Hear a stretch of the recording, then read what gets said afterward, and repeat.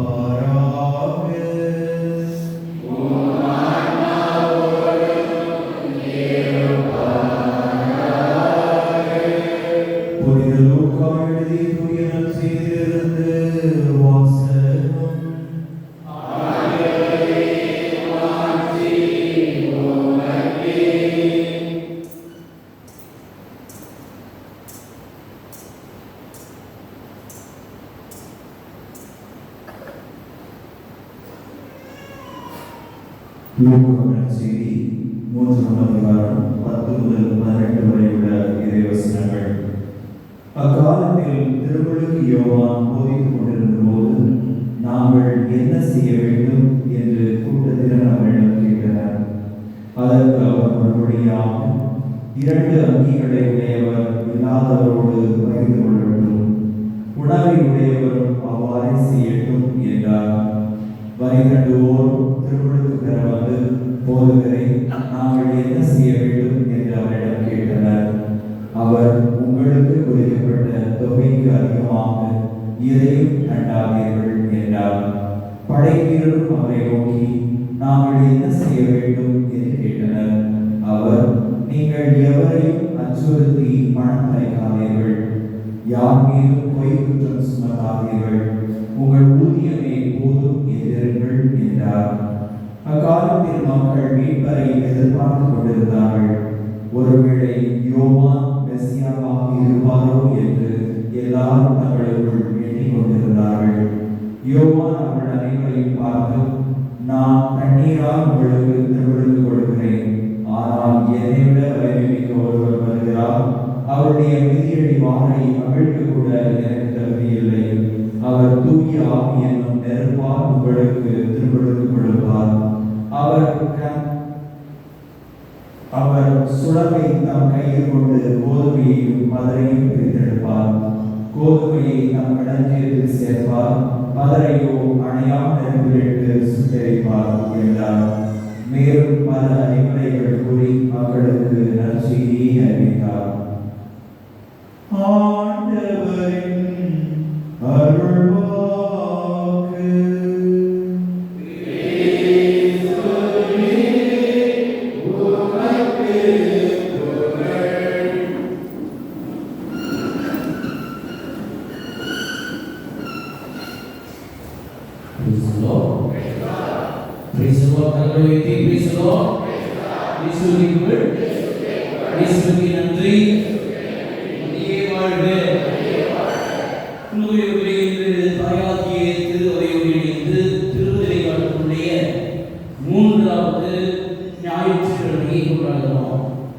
இந்த ஞாயிற்றுக்கிழமையை மகிழ்ச்சியின் ஞாயிறு என்று தாயாகிய திருவரையை அழைக்கிறது.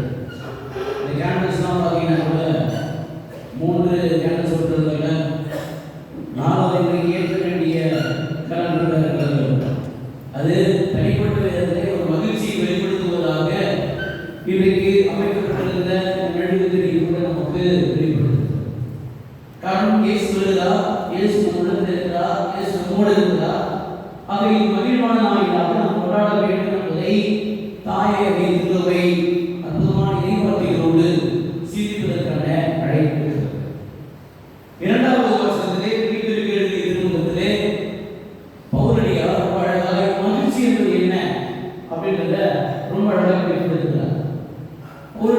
வரைக்கும் அவர் திரைப்பணி செய்கிறதெல்லாம் கிரேக்க கலாச்சாரங்கள் அதிகமாக இருக்கிறது. கிரேக்க கலாச்சாரம் முன்னுரிமை இடம். அதனால அவருடைய மகிழ்ச்சி எதுவாக இருக்குன்னா பொருள்களை வாரி குவிப்பு, பொருள்களை நிறைய வைத்திருப்பது, பொருள்களை வைத்து கொண்டாடுவது, இதுதான் மகிழ்ச்சி என்று இருந்த காலத்திலே பவுலடியார் ஆண்டவரோடு இணைந்து மகிழுங்கள், ஆண்டவரோடு இருப்பதுதான் மகிழ்ச்சி, ஆண்டவரோடு இணைந்திருப்பதுதான் மகிழ்ச்சி என்பதை இரண்டாவது வாசகத்திலே நமக்கு சொல்கிறார். மகிழ்ச்சி எதிரே விலக வேண்டும், நிலையான மகிழ்ச்சி எதிரே இருக்க வேண்டும் என்று சொன்னால் இது ஆண்டவரோடு இணைந்திருக்க வேண்டும் என்பதை இன்றைக்கு இரண்டாவது வாசகம் சொல்கிறது. முதல் வாசகத்தில் பார்க்கும் பொழுது செப்பனியா புத்தகம், இறைவாக்கு செப்பனியா ஏறக்குறைய கிறிஸ்து பிறப்புக்கு முன்பாக 7வது நூற்றாண்டு வாழ்ந்தவர். அவருடைய 2 முன்னாடி சாப்டர்ஸ் தான் நீதி தீர்ப்பு பற்றி கடைசியால பற்றி நான் சொல்லப்பட்டாலும் இந்த 3வது அதிகாரம் எதை பற்றி சொல்கிறது அப்படி பார்த்தா எழுதுங்க. இறைவாக்கு செப்பனியா புத்தகத்தை எழுதுங்க. 3வது அதிகாரம் மையமாக நாம் பார்க்கிற பொழுது சந்தோஷமா இருங்க, மகிழ்ச்சியா இருங்க. ஏன் மகிழ்ச்சியா இருக்கணும் அப்படின்றத ரொம்ப அழகாக சொல்றாரு. ஏன்னா அவர் இறைவாக்குடைய மக்கள், இஸ்ரேல் மக்கள் அடிமை தலைமையில் இருந்தவங்க. ரொம்ப வேதனை வரும், ரொம்ப பிரச்சனைகள் வரும், ரொம்ப கண்ணீரோடு வாழ்வதற்கு நீங்க மகிழ்வா இருக்க. ஏன் மகிழ்வா இருக்கு சொல்லி சொல்கிறாருன்றத இறைவாக்குடைய செப்பனியா புத்தகத்தில் படிக்கிற 3வது அதிகாரம் 14 முதல் எப்படிங்க கொஞ்சம் மகளே சீயோன் மகிழ்ச்சியாளாகும்படி இஸ்ரவேலே ஆரவாரம் செய்ய சந்தோஷமா இரு, மகிழ்ச்சியா இரு. என்ன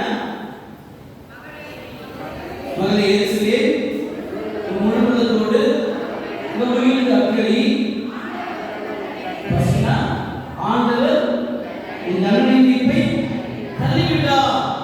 நீ கடவுள் எதெல்லாம் செஞ்சியோ, கடவுளுக்கு என்னெல்லாம் செஞ்சியோ, கடவுளுடைய உள்ளத்தில் வருவதனால எல்லாவற்றையும் தள்ளிவிட்டார்.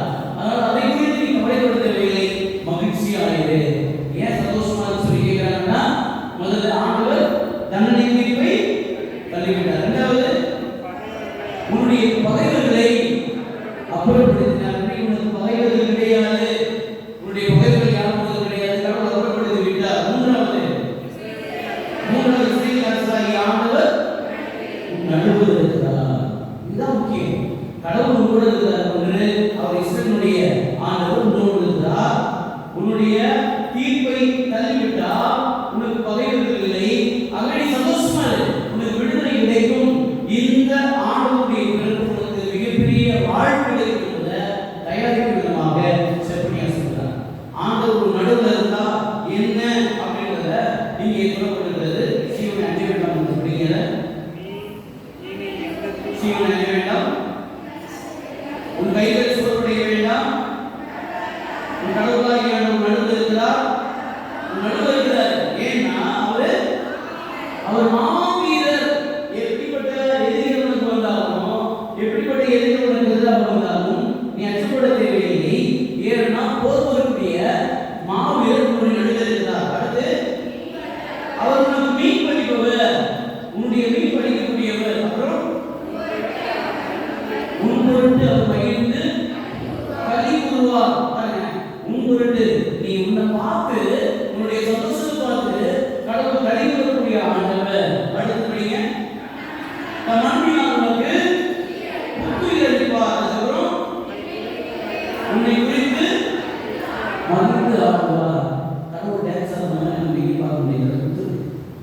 கடவுள் டான்ஸே உன்னை குறித்து எப்போ ஆடுவார் அப்படின்னு சொல்லுங்க. உன்னுடைய நிலையை பார்த்து, உன்னோடு இருக்கும் பொழுது உன்னுடைய மகிழ்ச்சியை பார்த்து கடவுள் மகிழ்ந்து கைவிடுவார், நடனம் ஆடுவார் அப்படின்னு சொல்லப்பட்டிருக்குங்க. ஸ்கூல் டேலாம் பார்த்தீங்கன்னு வச்சுக்கோங்க, ஸ்கூல் டேலாம் பிள்ளைங்க ஆடி கொண்டுருவாங்க டான்ஸ். இங்கே அப்பா அம்மா ரொம்ப சந்தோஷமா யாருன்னா 15 பேர் ஆனாலும் சரி, 30 பேர் ஆனாலும் சரி, பெற்றோருடைய கருத்தில் எது இருக்கும் அவங்க குழந்தைங்க அதோட சுகாதாரமா இருந்தால் கூட இவங்க அசைவ பார்த்து இவங்க சந்தோஷப்பட்டு சிரிப்பாங்க. பார்த்தீங்கன்னா அவங்களும் கூட சேர்ந்து ஆடணும், அவங்களும் மகிழ்ச்சி ஆடணும், ரொம்ப சந்தோஷம் உணர்ச்சி வயப்பட்டு அப்படிப்பட்ட ஒரு நிலையை தான் நம்ம வெளிப்படுத்துகிறார். கடவுள் உன்னை பார்க்கிறார், உன்னுடைய நிலையை பார்த்து சந்தோஷப்படுறாரு. ஏன்னா நீ அவனுடைய பிள்ளை, உனக்கு எல்லாம் கடனை இருக்காது, பகைவர்கள் இருக்க மாட்டார்கள், ஆண்டவர் உன் கூட இருக்கிறாரு, உன் நடுவில் இருக்கிறார் என்பதுதான் இன்றைக்கு முதல் வாசகம் சொல்லியிருக்கிறது. இப்படிப்பட்ட விஷயங்களுக்கு கொடுக்கப்படவில்லையா இந்த திருவிழா காலத்திலே இது நாம் நமக்கு கிடைக்கும் என்பதை அற்புதமாக எடுத்து சொல்லுது. 18 வசனம் படிங்க. அது எப்படி இருக்கும்? கடவுள் நமக்கு இருக்கிறதுனால திருவிழா நாள் போல இருக்கும். திருவிழா நாளை எப்படி கொண்டாடுவோமோ, எவ்வளவு மகிழ்ச்சி படுவோமோ அப்படி இருக்கும். அடுத்து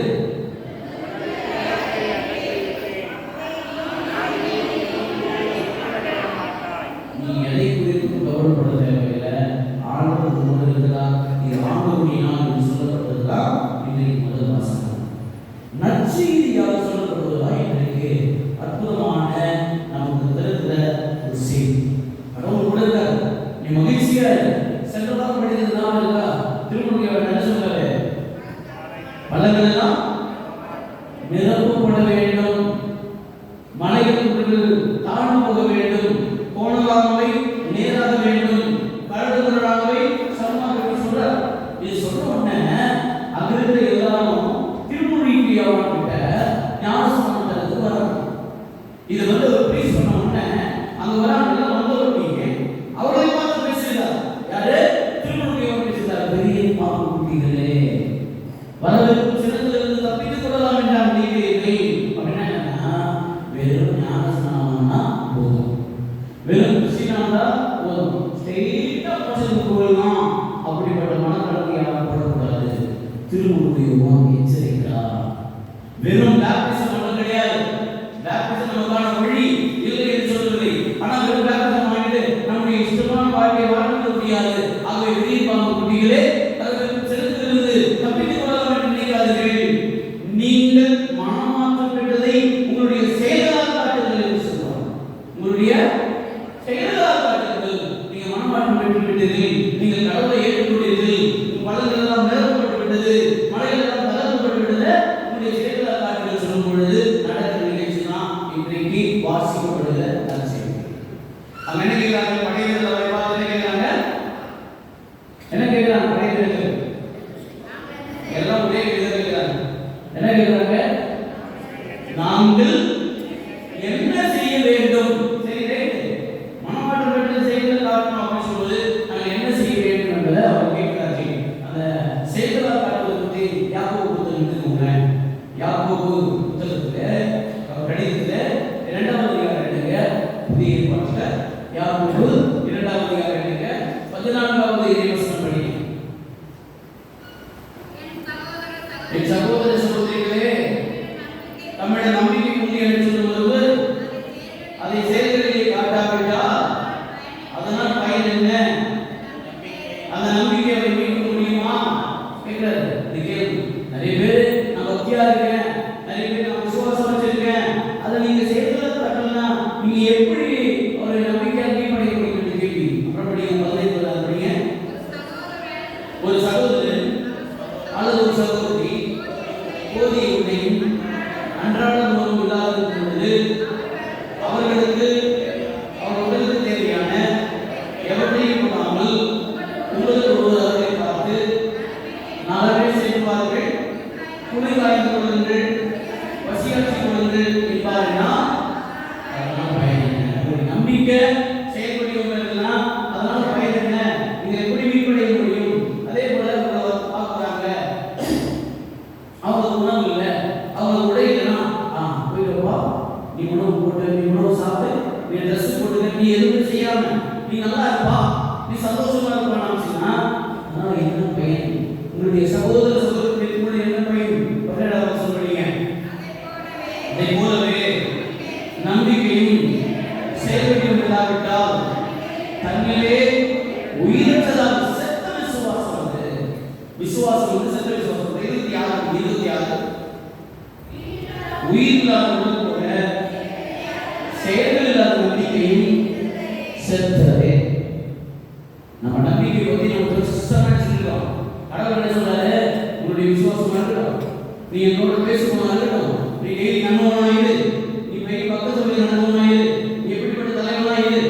ஆனா இந்த நம்பிக்கை உங்களுடைய செயல்படும் இடங்களில் என்று சொன்னால் அது செத்த விசுவாசம், உயிரற்ற விசுவாசம் என்பதை அழகு போது கடிதத்தை கொடுக்கிறார். ஒரு 4 நாட்களுக்கு முன்பாக தத்தி டிவி நியூஸ் இல்லையா, அதை யூடியூப்ல நிறைய போட்டுருவோம். அதில் ஒரு நிகழ்ச்சியை குறிப்பிடுகிறார். என்னன்னா ஸ்ரீலங்காவில் வந்து 17 வயதுல ஒரு சிறுவன் மீது தப்பி வருகிறார். எப்போ 50 ஆண்டுகளுக்கு முன்பாக. 50 ஆண்டுகளுக்கு முன்பாக ஸ்ரீலங்கா தப்பி வருகிறார். நீங்க வந்துட்டு கோயம்புத்தூர் பகுதியில் நினைக்கிறேன். அந்த இடத்துல ரொம்ப கஷ்டப்பட்டு அவர் சொல்ற தன்னுடைய வாழ்க்கை சொல்ல ரொம்ப கஷ்டப்பட்டேன், நான் ரொம்ப சாப்பாடே கஷ்டப்பட்டேன், ஒரு நாள் வாழ்றதுக்கு கஷ்டப்பட்டேன், நான் ஊருக்கு போயிட்டேன், ஐஸ் போயிட்டேன், என்னுடைய கல்யாணத்துக்கு கூட நான் பிடித்த சட்டை பிடித்த பேட்டிங் நான் போட்டுருந்தேன், இன்றைக்கு நான் நன்றாக இருக்கேன், இன்றைக்கு நன்றாக இருக்கேன் அப்படின்னு சொல்லிட்டு அவருடைய வாழ்க்கை இன்னைக்கு கிட்ட 2 ஹோட்டல்ஸ் இருக்கு, நான் இன்னைக்கு கேட்டரிங் சர்வீஸ் வரேன், இன்றைக்கு நிறைய சர்வீஸ் நான் பண்ணிட்டு இருக்கேன். அவர் எதுக்காக தள்ளி சொல்றான்னு சொன்னாங்க. இந்த மனிதன் அங்கிருந்து வந்த பிறகு இவ்வளவு கஷ்டப்பட்டு நல்லா சர்வாய் ஆரம்பிச்ச பிறகு கடவுளோடு நன்கு ஐக்கியமாக பைபிள் படிக்கிறார். திருப்பாடல் 37:21 பண்ணுங்க. திருப்பாடல் 37:21.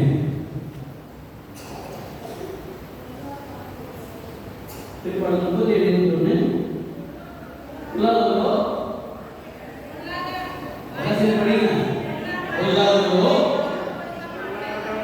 வாங்கிய கடனை கொடுக்க மாட்டார், நேர்மையாளரோ கொடுத்து விடுவார். வாங்கிய கடன் நிறைய பேர் வாங்கிய கடனை தருவதே கிடையாது. கடவுள் என்ன சொல்லலாம், பொருளாதாரம் வாங்கிய கடன் உணர்வுடைய காசு வச்சுக்க கூடாது, அதை கொடுத்துடணும். அடுத்தவனுடைய பணத்தை நீங்க கொடுத்துடணும், அடுத்தவனுடைய பணம் உங்க கையில் இருக்கக்கூடாது. அதான் வாங்கிய கடனை கொடுக்கலன்னா பொருளாதார வகையில் இது படிக்கிற இந்த வசனத்தை படிக்கிற டெய்லி படிக்கிறாரு. இந்த வசனம் அவருக்குள்ளாக மாற்றத்தை உருவாக்குகிறது. நான் யார் யாரெல்லாம் கடன் கொடுக்குறேன் அப்படின்னு யோசிக்கிறேன், நான் யார் யாரெல்லாம் கடன் கொடுக்காம இருக்கிறேன் அப்படின்னு யோசிக்கும்போது யார் யாரெல்லாம் கடன் வாங்கணும் கொடுக்க முடியாது. அப்புறம் அவருக்கு ஞாபகம் இருக்கு, நான் சின்ன வயசுல இருக்கும் பொழுது பக்கத்து வீட்டில் இருக்கிற ஒரு பாட்டி வீட்டு காலி கொண்டாந்து கொடுக்குறாங்க. அப்போ அவர் அங்கே செல்லுகிறார். அங்கே செல்லும்போது தலைவரையில் ஒரு 37 ரூபாய் இருந்தது. அந்த 37 ரூபாய் நான் திருடிட்டேன், அதை எப்படியாவது கொடுக்கணும்னு சொல்லிட்டு 50 வருடங்கள் கழித்து ஜூன் மாதம் போயிட்டு ஸ்ரீலங்காவுக்கு போயிட்டு அந்த பாட்டி பாட்டியில் அவருடைய பிள்ளைகள் 3 பேருக்கு 70,000 உடைகளுக்கு பிரித்து கொண்டு வந்ததை கல்வி அழகாய் அதை நமக்கு சொல்றோம். இதுலையும் எப்படி மனம் மாறினார், எப்படி அதை வாழ்வாக்கினார் என்று சொல்கிறது. இந்த விசுவாசம் என்பது செயல்படுகிறது. விசுவாசம் என்பது செயலிலே வெளிப்படுத்தப்பட வேண்டும். வெறும் வார்த்தையாக அல்ல, வெறும் வார்த்தையாக ஜெபம் ஜெபித்துவிட்டு மனப்பாடமாக சொல்லிட்டு போகிறது அல்ல. இது செயல்பட ஒவ்வொரு நாளும் செய்ய முடியும். இதுதான் இன்னைக்கு திருமுழுக்கியோனுடைய வார்த்தைகள் அவர்களுக்கு ஒரு பெரிய உத்வேகத்தை உருவாக்குகிறது. செயல்படுகிறது. ஒன்றும் மக்கள் கேட்கிறாங்க, நாங்கள் என்ன செய்ய வேண்டும்? இயேசுக்கு தயாரிக்க வேண்டும், அதுக்கு நான் என்ன பண்ணணும் அப்படின்னு கேட்கும் பொழுது அவர் என்ன சொல்றாங்க? சிம்பிளான சொல்றேன், ரொம்ப பெரிய விஷயம் சொல்றேன். 2 அங்கி தான் உறங்கி கேட்டு இல்லாத உணவுக்கா பகிர்ந்து பெருசா உன்னுடைய சொந்த உங்ககிட்ட என்ன இருக்கோ அதை கூட என்று சொல்லி இருக்கிறார். உடனே பகிர்ந்து நினைக்கிறாங்க. ஆனால் நாங்கள் என்ன செய்ய வேண்டும்? அப்படின்னு கேட்கும் பொழுது வருகிறதா அதுக்கு மேல உங்களுக்கு என்ன கொடுக்கப்பட்டிருக்கிறதோ அதுக்குள்ள வருது, அதுக்கு மேல வரைகிற செய்யாத என்று சொல்லி அவருக்கு பார்க்கணும். இதை பார்த்து படைகளை கேட்கிறாங்க, நாம் என்ன செய்யணும்? உங்களுடைய ஊதியமே போதும், லட்சமாக்காது, யாரை மிரட்டாது, மிரட்டி பணம் வைக்காது, உங்கள்கிட்ட என்ன இருக்கோ அதை வைத்து சந்தோஷமா இருக்க சொல்லுங்க. இதுதான் இன்றைக்கு நமக்குள்ளாக இருக்க வேண்டும். கிறிஸ்துமஸ் தயாரிப்புனா இதுதான். இன்றைக்கு நம்ம எல்லாம் கேட்க வேண்டிய கேள்வி, நாங்கள் என்ன செய்ய வேண்டும்? இந்த திருமண கிறிஸ்துமஸ் விழாவுக்கு நாங்கள் என்ன செய்ய வேண்டும்? இன்னைக்கு எல்லாரும் அவங்க நிலையிலிருந்து யோசிக்கணும். இன்னைக்கு ஸ்கூல் படிக்கிற பிள்ளைங்க பக்கத்துல வெறும் பேனா இல்லை பென்சில் இருக்குன்னா 10 பேனா ஒரு பேனா தான் யோசிக்கணும். ஐயோ எங்க அம்மா வாங்கி கொடுத்தது 10 பேனா உடனே 3 பேனா ஒரு பேனா கொடுக்கணும். நம்ம பொதுவாக நாளைக்கு சொல்லுங்க, சின்ன வயசுல சரி மற்ற நாடுகளும் சரி நம்ம கிட்ட இருந்ததுன்னா இது புதுதான் ஏழைகளுக்கு அப்படின்னு நினைக்கிறது. இன்றைக்கு என்ன இருக்குதோ அடுத்தவர்களுக்கு செய்ய வேண்டியது செய்யும், அடுத்தவர்களுக்கு கொடுக்க வேண்டியது கொடு. கடவுள் வந்து நம்முடைய படைப்பே அப்படிதான். ஒரு அடுத்தவர்களுக்கு சேர வேண்டாம். ஒரு சில நம்ம நின்று இருக்கும்போது எல்லா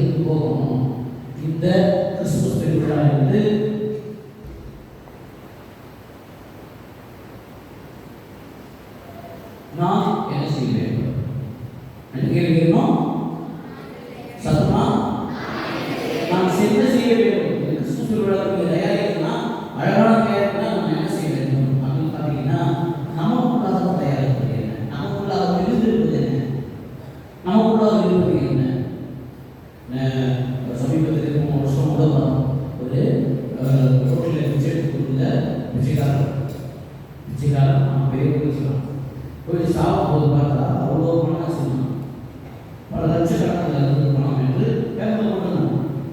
அந்த பணம் தான் இருக்கு, யாருக்கும் பயன்படாத பணம். இன்றைக்கு நம்ம கொண்டிருக்கிற உலகத்தில் தேவை உள்ளவோர் நம்ம உதவி செய்ய வேண்டும், அதனால் ஒரு சிறப்பு பயனில்லை. ஆக நாம் என்ன செய்ய வேண்டும் என்ற நமக்குள்ளாக கேள்வியாக எழுப்பி செய்ய வேண்டிய ஒரு மனைவியா, ஒரு கணவனா, ஒரு குழந்தையா, ஒரு மாணவனா, ஒரு தலைவனா, ஒரு இளைஞனா, ஒரு நண்பனா, நான் செய்ய வேண்டியதை செய்யணும்னு சொன்னா அதுதான் கிறிஸ்துவர்களான அற்புதமான தயாரிப்பு. அப்பதான் கடவுள் அவர்களோட மீட்பை நம்முடைய கண்கள் காணும் என்றுதான் திருமுழுக்கு சொல்லியிருக்கிறார். ஆகிய நம்பிக்கைகளே, இந்த நாளில் செயல்படி பெறக்கூடிய நம்பிக்கையாக நம்முடைய நம்பிக்கை மாறட்டும். நாம் என்ன செய்ய வேண்டும் என்கிற கேள்வியோடு இங்கிருந்து புறப்பட்டு செல்வோம். அதை செயல்படுத்தமாக்கி கிறிஸ்துவ திருவிழாவை ஆக்கப்படுத்துவோம். ஆமென். எழுந்திருப்போம். விசுவாசத்தை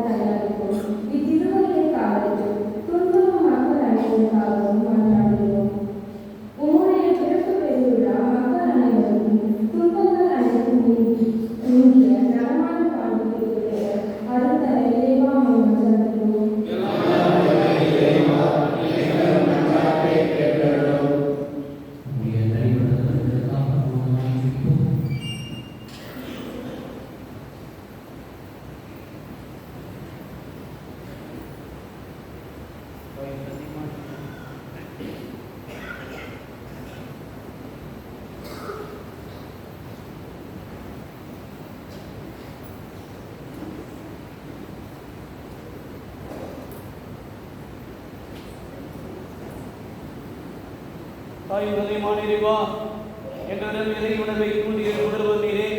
நம்பிக்கையோடு விசுவாசத்தோடு நாம் கேட்ட மன்றாட்டுகளை எல்லாம் திருமகன் இயேசு கிறிஸ்து வழியாக கேட்டு திருமாறு மன்றாடுகிறோம்.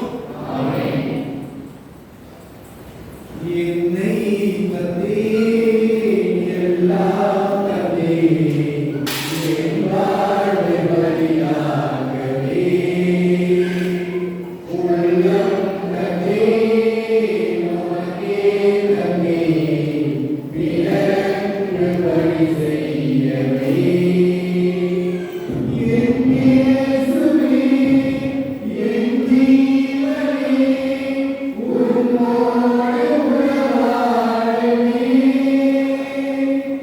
என் இயேசுவே என் ஜீவனே உம்மோடு உறவாடவே என்னை தந்தே எல்லாம் தந்தே என் வாழ்வை பலியாகவே உள்ளம் தந்தே உமக்கே தந்தே பிறருக்கு பலி செய்யவே நான் வாழவில்லை உம் புகழும் எனக்கு போதும் அருளாழியில் நான் வாழ உம் அன்பும் எனக்கு போதும் உயர்வோடும் தாழ்வோடும் வாழும்போது உம் உறவொன்று எனக்கு போதும் மகிழ்வோடும் துயரோடும் வாழும்போதும் உம் கரமொன்று எனக்கு ஏற்றிடும் என்னை தந்தே எல்லாம் தந்தே என் வாழ்வை பலியாகவே உள்ளம் தந்தே உமக்கே தந்தே பிறருக்கு பலி செய்யவே அயலாகவே உம்மை காண என்னை நான் பலியாக்கினீர். ஆண்டவரே, உம்மை அடைய என்னை நான் தியாகம் செய்கிறேன். உம் சித்தம் நானும் நிறைவேறிட என்னை நான் அர்ப்பணிப்பேன். நற்செய்திப் பணியை நானும் செய்ய நாதனே என்னை தந்தே. என்னை தந்தே எல்லாம் தந்தே என் வாழ்வை பலியாகவே உள்ளம் தந்தே உமக்கே தந்தே பிறருக்கு பலி செய்யவே. சகோதர சகோதரிகளே, என்னுடைய உங்களுடைய பலிக்கலாம் உண்மையாக இறைவன் மீது மன்றாடுகிறேன்.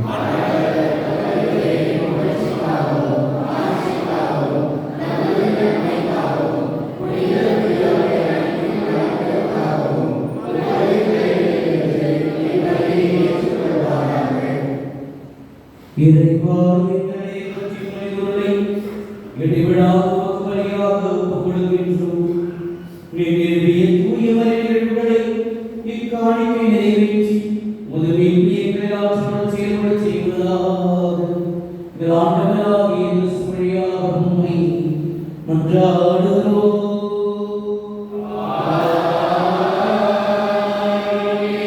ஆண்டவர் உங்களோடு இருப்பாராக.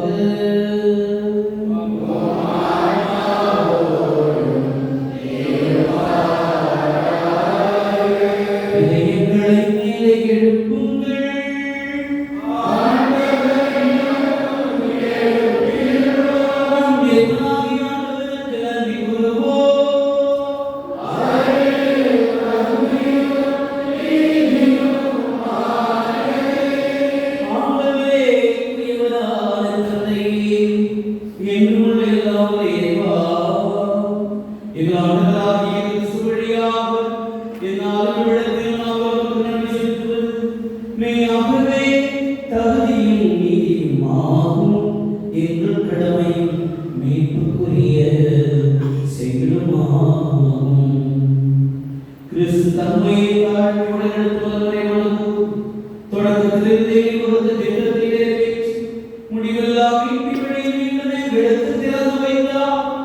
எனவே அவர் மறுமுறை தருமானுக்குரிய மாட்சியுடன் வரும்பொழுது இறுதியில் வெளிப்படும் வாக்களித்த மீட்பை உமது கொடையின பெற்றுக்கொள்வோம். அதை நாங்கள் இப்போது விழிப்பாயிருந்து துணிவுடன் எதிர்பார்த்திருக்கின்றோம். ஆகவே வானதூதர் தலைமையாளர்களோடு அருகில் அவர்களோடு தலைமை காப்போரோடும் வான் படைகளின் நிகழ் அனைத்தோடும் சேர்ந்து நாங்கள் உருமாற்றி உருவாடி முடிவின்றி பாடுவதாவது.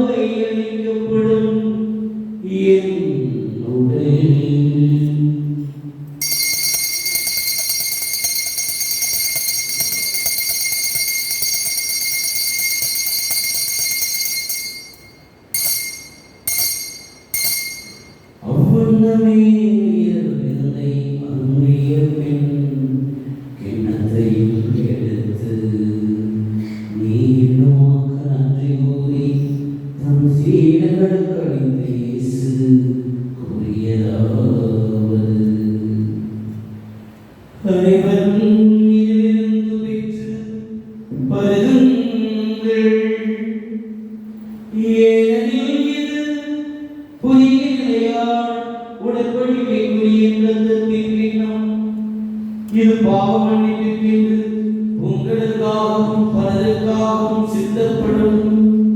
இது என் நினைவாக செய்யுங்கள்.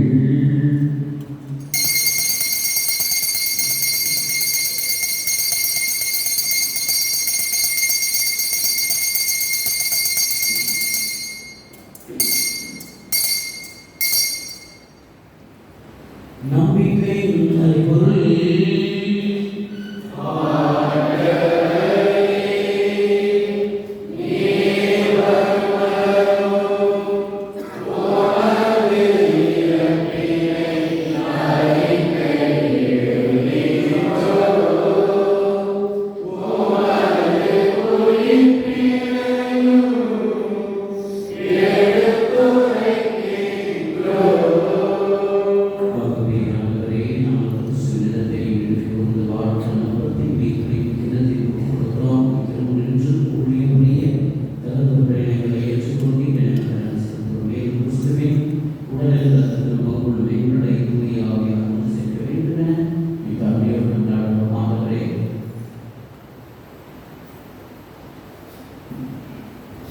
மண்டபடி உலகிற்கும் பரவியிருக்கும் உமது திருஅவையை நினைவு கூர்ந்தவர்கள் எங்கள் திருத்தந்தை பிரான்சிஸ் எங்கள் ஆகிய நீதினால் எல்லா திருநிலையினர் ஆகிய அனைவரோடும் உமது திரு அவை அன்பில் நிறைவேறச் செய்தருளும்.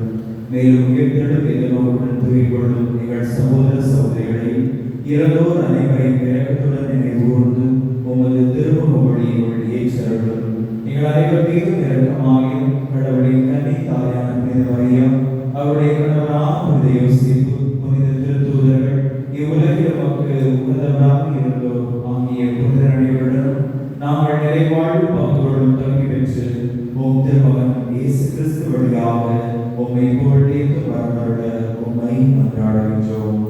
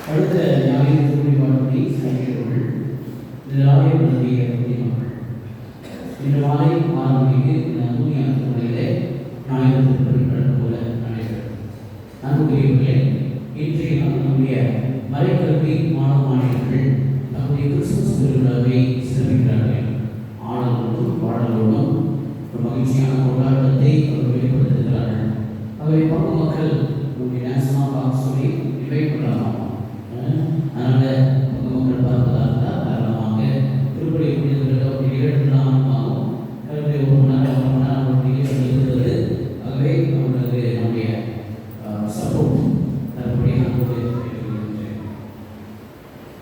வருகின்ற 22ஆம் தேதி ஞாயிறு மாலை 4 மணி முதல் 8 மணி வரை. வருகின்ற ஞாயிற்றுக்கிழமை எத்தனை மணிக்கு? 4 மணி முதல் இரவு 8 மணி வரை ஒவ்வொரு சாதனம் கேட்கலாம். பாவசங்கீதம்.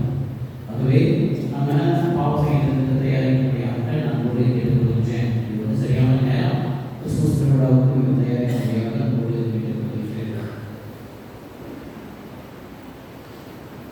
வருகின்ற 24ஆம் தேதி இரவு கிறிஸ்துவ பெருவிழா திருப்பலி நடைபெறும். மறுநாள் காலை 7 மணிக்கு காலை திருப்பலி வழக்கோடு நடைபெறும். 24ஆம் தேதி செவ்வாய்க்கிழமை என்பதனால அந்த நாளில் நமக்கு மாலை திருப்பலி நம்முடைய மலையிலே நடைபெறாது என்பதை தெரிவித்துக் கொள்கின்றோம். கிறிஸ்துமஸ் பெருவிழா திருப்பலி ஆலயத்திலே நடைபெறும்.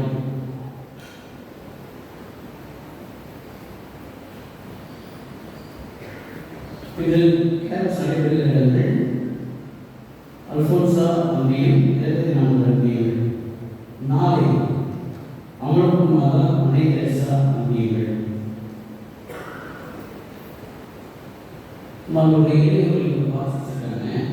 ஏழைகளுக்கு உதவுவதற்காக நீங்கள் ட்ரெஸ் எடுப்பது ஏழைகளுக்கு ஏதாவது நீங்கள் எடுத்தீங்கன்னா அந்த பாக்ஸில் கிறிஸ்துமஸுக்குள்ளாக நீங்கள் உதவி செய்ய வருகின்றோம். குடும்ப அட்டைகள் நம்ம புதிய குடும்பங்களை சேர்ந்திருக்கிறோம். அதனால் சேர்த்து நீங்கள் தான் உடனடியாக தொடர்பு கொள்ள வேண்டுமாய் நம்மோடு கேட்டுக்கொள்கிறேன். வருகின்ற 29ஆம் தேதி அன்று நாம் திருக்குடும்ப பெருவிழாவை சிறப்பிக்கின்றோம். அந்த நாளில் காலையில் சிறப்பு திருப்பலி நடைபெறும். சிறப்பு திருப்பலி முடிந்த பிறகு நம்ம தொடர்ந்து மறைநூற்றி மாணவர்களுக்கான அவங்க முன்னாடி நாள் அவர்களுக்கு மாசங்களுடைய விழா மாலை திருப்பலி சிறப்பு திருப்பலி நடைபெறும். அடுத்த நாள் காலையிலிருந்து அவர்களுக்கு போட்டிகள் நடைபெற இருக்கிறது. மாலை 4 மணிக்கு குடும்பங்களுக்கான போட்டி, தம்பதிகளுக்கான போட்டி நடைபெறும். மாலை 4 மணியிலிருந்து தம்பதிகளுக்கான போட்டி நடைபெறும். மாலை குடும்ப கேரஸ் சொல்லி ஒரு குடும்பமாக சேர்ந்து ஒரு பாடல் பாடலாம்.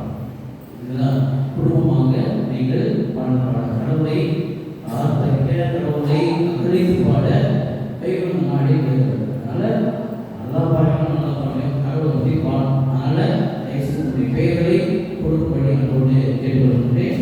நம்முடைய இடைவெளியை தெரிவிக்கும்படி நம்மளோடு கேட்டுக்கொள்கின்றேன். நம்ம நிறைய பேர் 25 குடும்பங்கள் பாடினாலும் போதும். அதனால் தயவுசெய்து அவர்களுக்கு மியூசிக் நான் சொல்லி வச்சுக்கணும். அதனால் கேட்ட குடும்பங்கள்லாம் குடும்பங்களாக பாட வேண்டும் என்று நினைக்கிறோம். இதே போல் குடில் போட்டி வழக்கம் போல நடைபெறும். குடில் போட்டி நடைபெறும். குடில் போட்டியில் கலந்துள்ள பெயர்களை பதிவு செய்ய வேண்டுமாக கேட்டுக்கொள்கிறோம். கிறிஸ்துமஸ் பெருவிழா காலையில் முடிந்த பிறகு அதை விசிட்டு வருவோம். சரிங்களா? அதை தயவுசெய்து முடிய போது கேட்டுக்கொள்கிறேன். கடந்த ஞாயிற்றுக்கிழமை திருப்பலி காணிக்கு ரூபாய் 8440. கடந்த செவ்வாய்க்கிழமை அன்று 10ஆம் தேதி திருவிழிக்கால தியான தயாரிப்பு தியானத்தை மேற்கொண்டோம். ஏராளமான மக்கள் பொதுமக்கள் கலந்து கொண்டீர்கள். உதவி செய்த மனமார்ந்த நன்றிகளை இந்த வேலையிலே நான் தெரிவித்துக் கொள்கிறேன். வருகின்ற புதன்கிழமையிலிருந்து ஒவ்வொரு நாளும் பாடல்களுக்கான பயிற்சி நடைபெறும் என்பதை தெரிவித்துக் கொள்கிறேன். நன்றி இறைவனை ஏஞ்சி பெற்றோம்.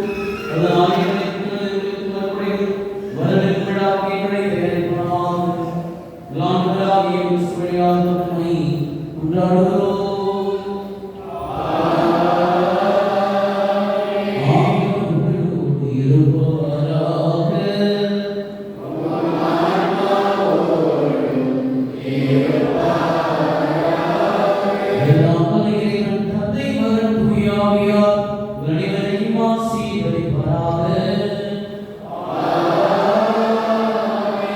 சென்று